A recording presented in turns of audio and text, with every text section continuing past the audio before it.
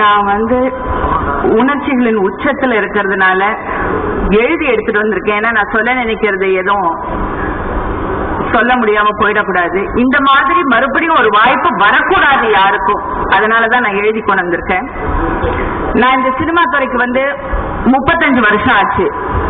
நடிச்சிட்டு இருக்கேன், இல்ல எழுதுவேன், இல்ல டைரக்ட் பண்ணுவேன். அது மேல இருக்கிற ஒரு அன்புனால, ஒரு பிரியத்தால என்னால அதை விட்டு போக முடியாது. யாருக்காவது எப்பயாவது வலி ஏற்பட்டிருக்கலாம். அப்பெல்லாம் அந்த சினிமா மேல இருக்கிற ஒரு பாசத்தால என்ன கூப்பிடாம நானே வருவேன். ஏன்னா 15 வயசுல இருந்து நான் நடிக்கிறதுனால இந்த நடிகர்களோட மனம் எவ்வளவு மென்மையானதுன்னு எனக்கு தெரியும். அதனால என்னை கூப்பிடவே வேணாம். யார் மேலேயாவது ஒரு கல்லு விழுந்துச்சுன்னா நான் ஓடி வருவேன். யாரும் ஒரு கேடு கெட்ட பேனாவுக்கு மதிப்பு கொடுக்க தெரியாத, நல்ல தாய் தந்தைக்கு திறக்காத இந்த இடத்துல நீங்க என்ன வார்த்தை வேணா போட்டுங்க. ஒரு ஈன பிறவியின் எழுத்து மன உளைச்சலை ஏற்படுத்தியிருக்கும். இந்த நேரத்துலதான் உண்மையிலேயே வலியோட வேதனை என்னன்னு எனக்கு புரியுது. வேதனையில தான் வேதாந்தங்கள் பிறக்கும்னு சொல்லுவாங்க. கடவுளோட படைப்புல மேதையும் மனுஷன்தான், மூடனும் மனுஷன்தான், நடிகனும் மனுஷன்தான், நடிகையும் மனுஷன்தான். திரைப்படத்துறையில இருக்கிற ஒரு பெண்ணுக்கு அவளுக்கு எல்லா உறவுகளும் இருக்கு. அவ ஒரு மகள், ஒரு மனைவி, ஒரு சகோதரி, ஒரு தாய், எல்லாத்துக்கு மேல ஒரு பெண். ஆண்டவனால படைக்கப்பட்ட எல்லா பெண்களை போல பெண்கள் தான். உறவுகள், உணர்வுகள் உள்ள சாதாரண பெண் தான் நாங்களும். தயவு செஞ்சு மக்கள், ரசிகர்கள் எங்களை அவங்கள ஒருத்தராக பாக்குறாங்க. குறிப்பா அந்த தினமலர் பத்திரிகையின் ஆசிரியர் ஐயா, உங்களை கேட்கிறேன், உங்களுக்கு மனசாட்சியே இல்லையா? நீங்க எழுதியிருக்கும் அவதூறுகள் உங்களுக்கு வெட்கத்தை ஏற்படுத்தலையா? உங்க மனைவி, மகள், தாய், சகோதரி இவங்களை பத்தி ஒரு தவறான செய்தி உங்களுக்கு கிடைச்சா அது அப்படியே எழுதுற உத்தமரா நீங்க?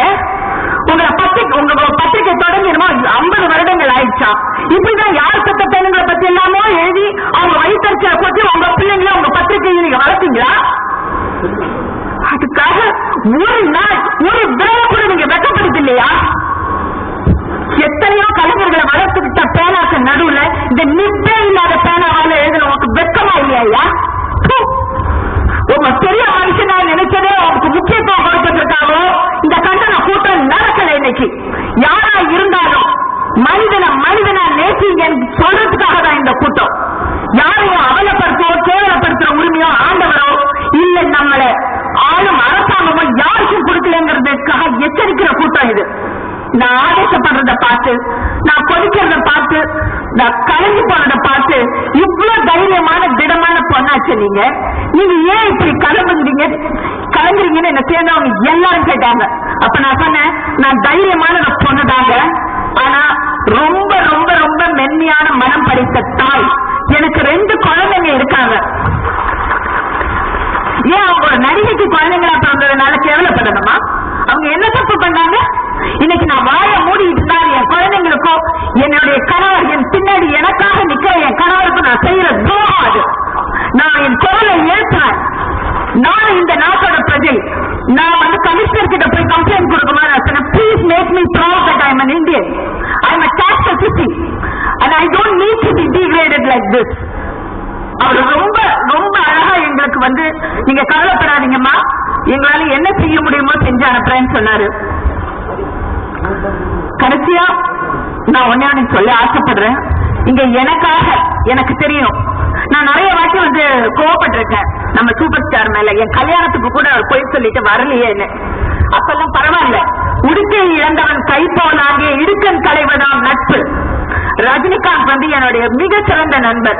நான் எல்லாத்தையும் சொல்றேன். ஒரு தமாஷுக்கு கூட அவர் ஒரு சின்ன ஜோக் கூட என்கிட்ட சொன்னதில்லை. அது அவருக்கும் தெரியும், எனக்கும் தெரியும். அங்கிருந்து ரஜினிகாந்த் இப்படி என்ன ஒரு கட்டி பிடிச்சாரா, அதுல எனக்கு தெரியும். இத்தனை பேருக்கும் நான் சொல்றேன், என்ன நம்பி எனக்காக கை கொடுக்க வந்திருக்க இத்தனை பேருக்கும் என்னுடைய கடைசி வரிகளை இங்க வந்திருக்க நம்மளுடைய கவுன்சில், நம்மளுடைய அனைத்து கிராஃப்ட் நடிகர்கள், கலைஞர்கள், இன்னும் சத்யராஜ் நண்பர் சத்யராஜ், கவுண்டமணி சார், என் ராதிகா, ஏன் நானும் ராதிகா நம்ம புருஷ முன்னாடி மாதிரி சண்டை போட்டுப்போம். அதுக்கப்புறம் எனக்கு ஒண்ணுன்னா ராதிகா நிற்பாங்க, ராதிகா ஒண்ணுன்னா நான் நிற்பேன். எங்க சங்க தலைவர், என்னுடைய அன்பு சகோதரர், நான் என்ன தப்பு செஞ்சாலும் என்னன்னே கேட்காம எனக்கு சப்போர்ட் பண்ணாரு எங்க அண்ணன் ராதாரவி என்ன. எல்லாருக்கும் என்னுடைய நன்றியை தெரிவிச்சுட்டு என் மேல இவ்வளவு நம்பிக்கை வச்சிருக்க உங்களுக்காக என்னுடைய கடைசி வார்த்தையை நான் டெடிகேட் பண்ணிக்கிறேன். மிஸ்டர் ரமேஷ்